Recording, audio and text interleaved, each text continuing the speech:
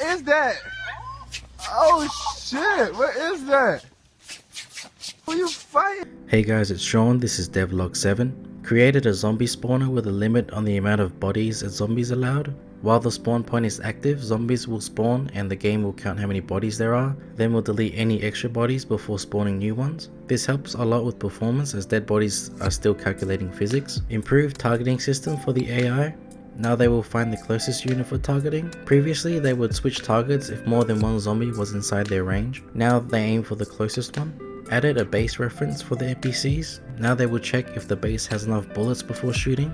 Added a melee attack for AI.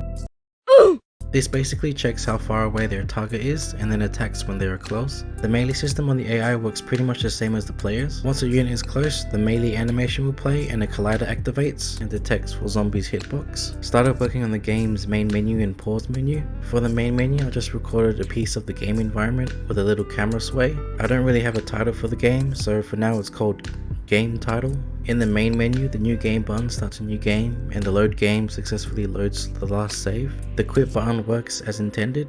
Quitting to main menu will put you back in the main menu. Desktop will close the application. There are only two options in the settings menu right now. Just the option to toggle the blur and set the max number of bodies allowed. Later on, I want to add more options for game optimization. I've been playing around with the post-processing on the camera a lot and I got a little sidetracked, but I had a lot of fun experimenting with it. Added a blur effect where objects far away are blurred unless the player aims in that direction. Added a vignette effect when the player takes damage, which adds the outline of red around the screen.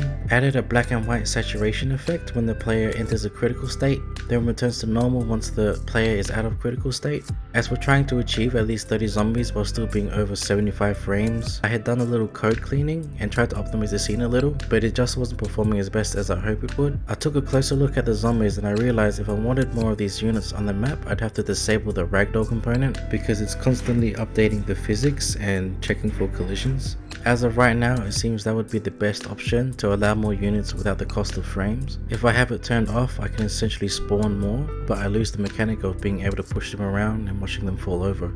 I really want this to stay in the game because one of the core ideas while planning this game was to essentially have the player move around furniture and things like that to block doorways and block access for zombies. Hopefully in the next devlog I'll be able to have at least 30 zombies without dropping below 75 frames, while also keeping the ragdoll / push mechanic on. It's a bit of a stretch, but we'll see how we go. Alright guys, let me know what you think below. Gently click that like button and apply a small downwards force on the subscribe button, and I'll see you in the next one. Thanks.